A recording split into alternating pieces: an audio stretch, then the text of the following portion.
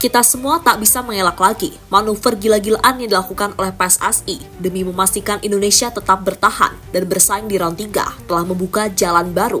Sebuah langkah berani yang perlahan tapi pasti mulai mencuri perhatian Asia.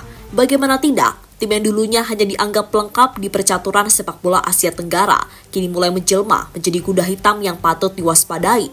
Seperti yang sudah dikhawatirkan oleh Cina sejak awal, kejutan demi kejutan dari Indonesia kembali terjadi di setiap matchday.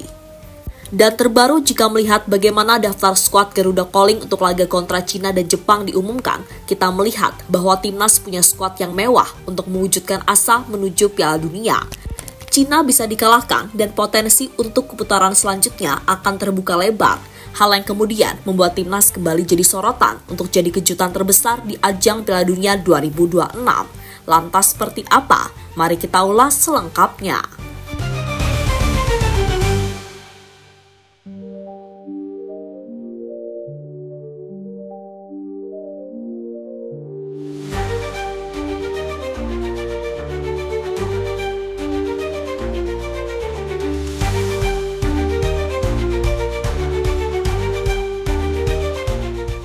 Gak terasa, bulan Mei mulai memasuki tanggal tua. Indonesia kini tak lagi sedang berpikir untuk sekedar bertanding, tapi untuk bersaing. Perubahan memang bukan terjadi dalam semalam. Ini hasil dari manuver besar PSSI dalam beberapa tahun terakhir.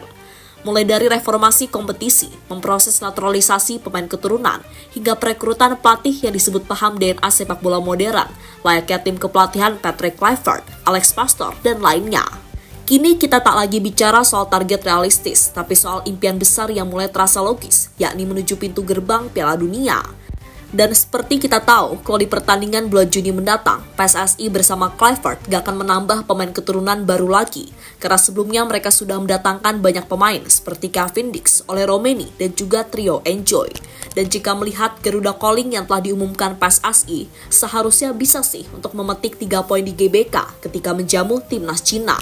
Apalagi setelah kemenangan atas Bahrain di match terakhir, tentu saja membuat mereka makin percaya diri untuk bisa lolos ke babak selanjutnya.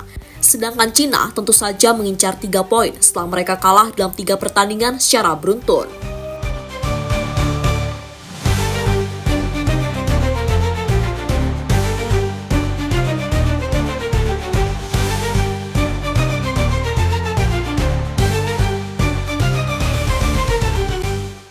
Sementara itu dengan posisi Cina yang ada di posisi terbawah, bagi Cina laga kontra timnas Indonesia adalah laga hidup dan mati. Jika ingin menjaga posisi atau potensi mereka untuk lolos di round 4, maka kemenangan adalah hal yang wajib. Dan itu membuat posisi pelatih Cina saat ini jadi taruhan. Jika gagal, maka Branko Ivankovic bisa dipecat.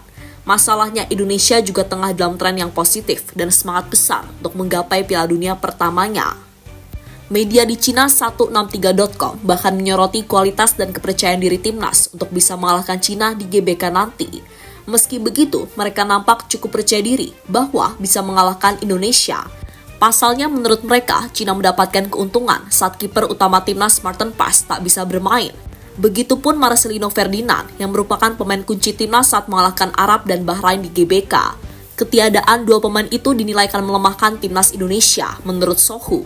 Tapi tentu saja Indonesia sebenarnya masih memiliki pemain yang bisa melapisi keduanya, seperti Emil Audero hingga terbaru sosok Stefano Lillipali yang comeback baru-baru ini. Meski menurut kami Lillipali mungkin gak akan langsung starter ya.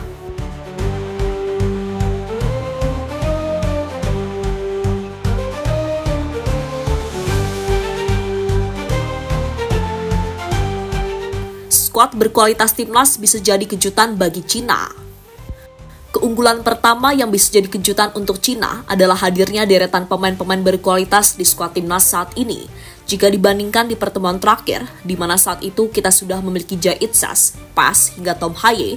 Nah, di sini atau tepatnya di laga yang akan dimainkan pada 5 Juni nanti, Cina mungkin akan terkejut dengan deretan pemain grade A yang telah menambah kualitas timnas. Seperti Ole Romeni, Joe Pelupasi, Dean James, hingga Emil Audero.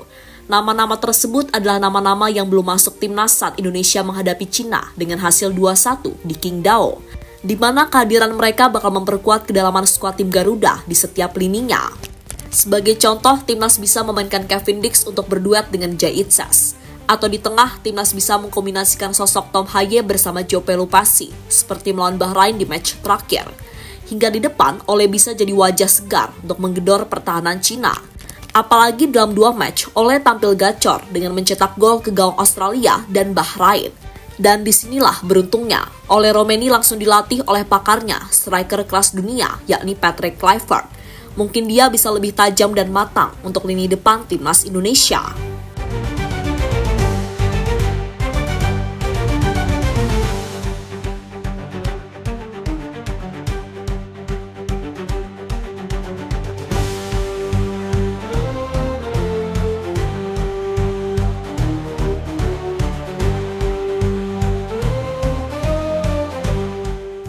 Fighting spirit timnas sejak era STY jadi kunci.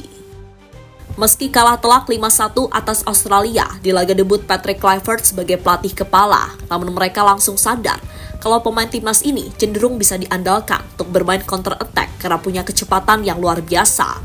Dan hal itu bisa kita lihat saat timnas Indonesia dapat dikatakan memiliki moral yang lebih tinggi.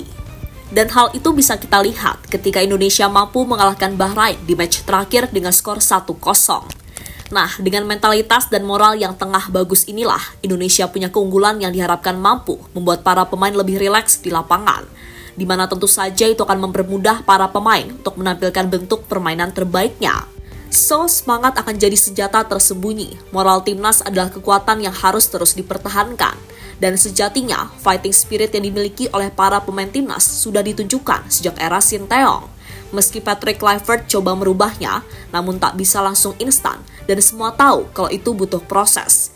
Intinya, strategi bertahan dan mengandalkan serangan balik adalah yang paling efektif untuk timnas saat ini.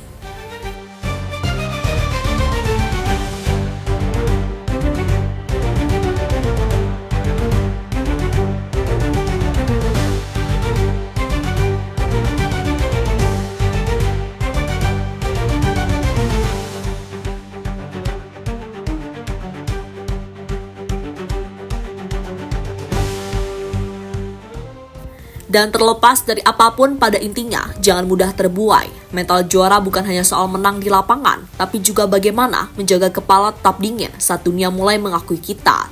Maka dari itu, kita bisa memanfaatkan pujian itu sebagai cermin, bukan sebagai selimut nyaman. Kalau mereka takut, berarti kita sedang berada di jalur yang benar. Tapi itu juga berarti, lawan-lawan kita akan bekerja lebih keras untuk mempelajari kelemahan kita. Dan yang paling penting, gunakan pemain-pemain diaspora dan keturunan sebagai perisai mental. Karena mereka punya pengalaman menghadapi perang psikologis semacam ini di liga-liga Eropa. Makanya, pasti mentalitasnya sudah teruji.